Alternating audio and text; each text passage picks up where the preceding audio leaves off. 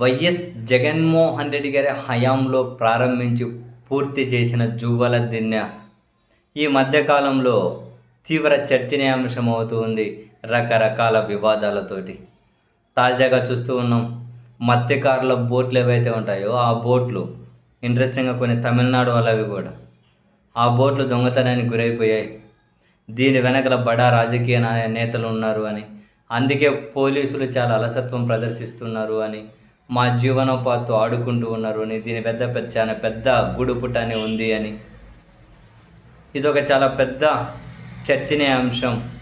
ఇక బోట్లు దొంగతనం అనేది అని అంతకుముందే చూసాం. జువ్వలేదున్నను దాన్ని కూడా ప్రైవేట్ వాళ్ళకి ఇచ్చే కార్యక్రమాన్ని మొదలెట్టారని, అందులో భాగంగా ప్రైవేట్ వాళ్ళని అక్కడ ఎంటర్ చేయించి ఏదో ఒక ప్రాజెక్టును చేపడుతూ ఉన్నారు అని దాన్ని కూడా వైసీపీ వ్యతిరేకిస్తూ ఉంది. ఒకవైపు జువ్వలదిన్నె హార్బర్ ఏరియాలోకి ప్రైవేట్ వాళ్ళ ప్రవేశం ఒకటి, అక్కడ బోట్ల దొంగతనం ఒకటి, కొన్ని వేల కుటుంబాలు దాని మీద ఆధారపడి ప్రస్తుతం ఉన్నాయి.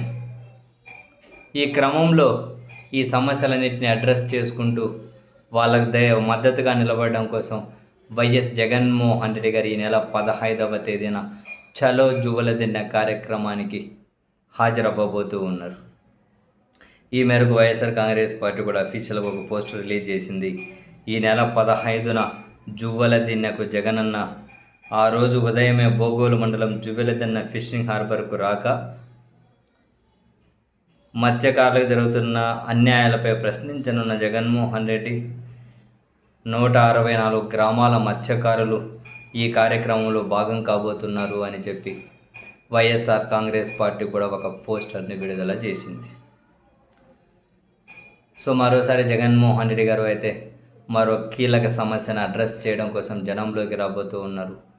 మరి దీని చుట్టూ పాలకపక్షం నెక్స్ట్ ఎలాంటి డైవర్షన్కి పాల్పడుతుంది అన్నది ఇంట్రెస్టింగ్, చూడాలి.